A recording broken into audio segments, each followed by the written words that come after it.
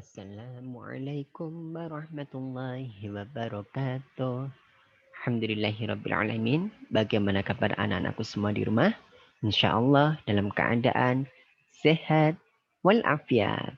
Amin ya robbal alamin. Anak-anakku semua, hari ini kita akan belajar tematik asik bersama Ustadz Muji dalam judul bahasan menyajikan kembali teks fiksi. Masih ingat gak kalian apa itu yang dimaksud dengan teks fiksi? Ya, betul sekali.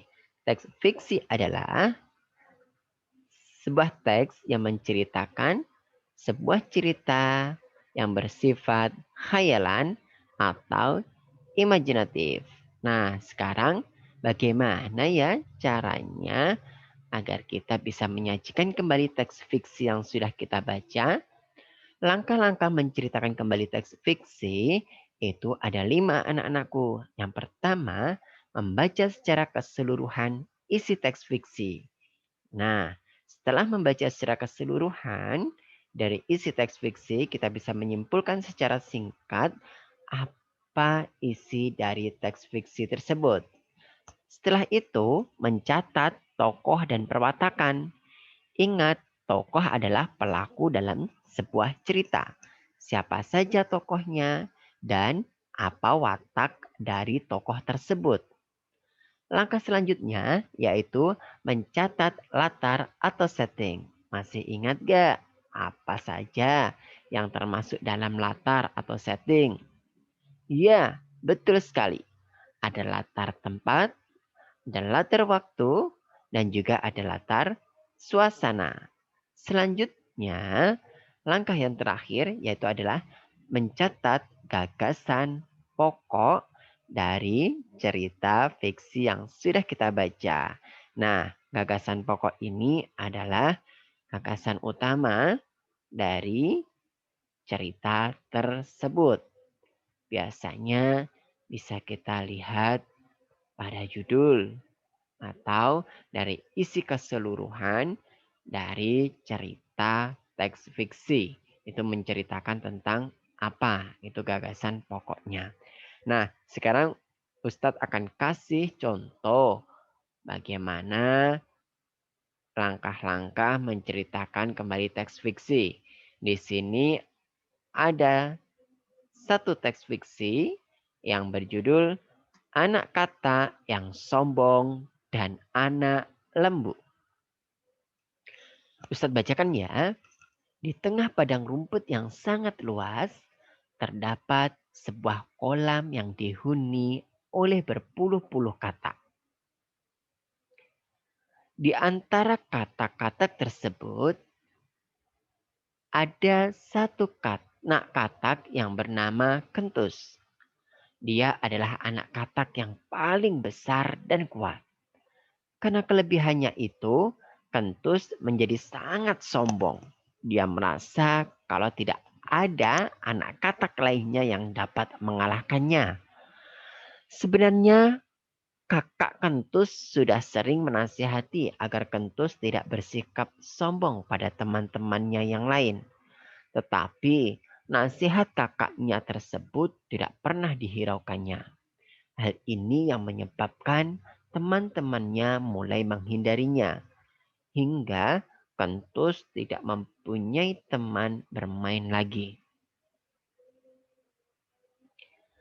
Pada suatu pagi, Kentus berlatih melompat di padang rumput.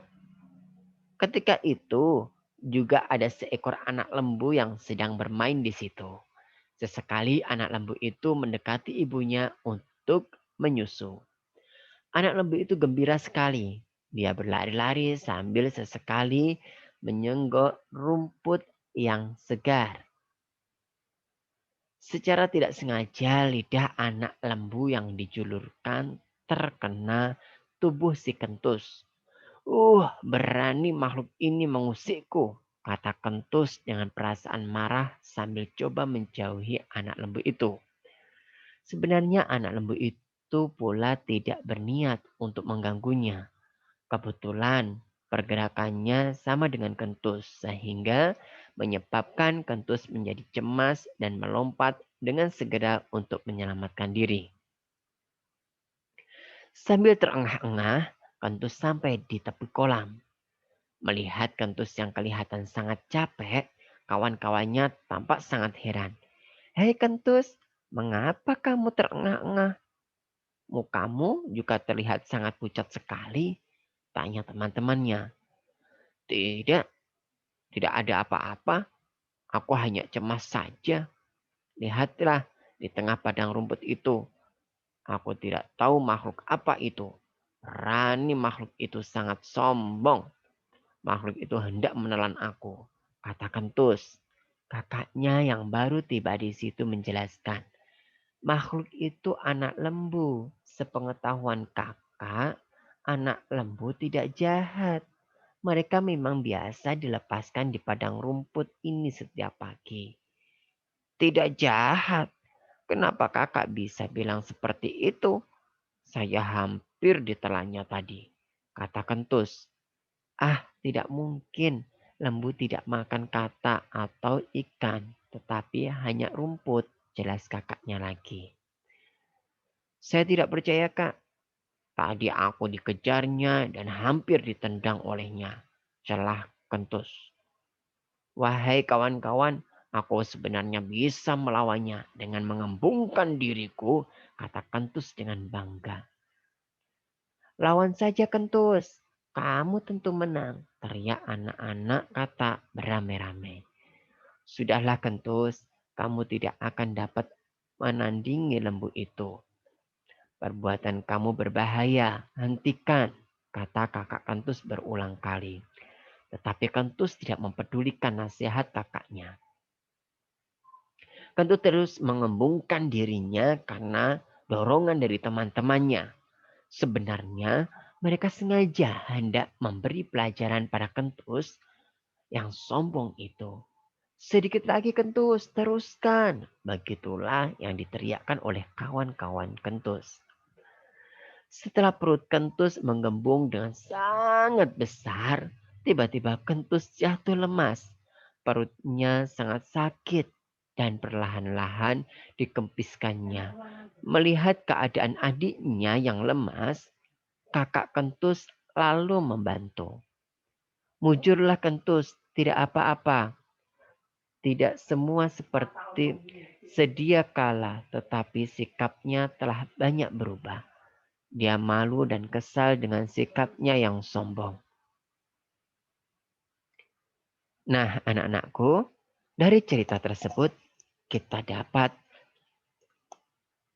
menceritakan kembali sesuai dengan langkah-langkah yang sudah Ustadz terangkan. Nah, mari kita ceritakan kembali sesuai dengan langkah-langkah menceritakan kembali teks fiksi yang berjudul Anak Kata yang Sombong dan Anak Lembu. Langkah pertama yaitu adalah isi cerita. Isi cerita dari teks tersebut yaitu cerita yang berjudul Anak Kata yang Sombong dan Anak Lembu mengisahkan kentus seekor anak kata yang sombong menganggap dirinya bisa melawan seekor anak lembu dengan cara mengembungkan badannya. Tetapi akhirnya kentus menyadari kesalahannya. Nah, isi cerita itu kesimpulan cerita dari keseluruhan. Jadi inti ceritanya saja yang kalian tulis.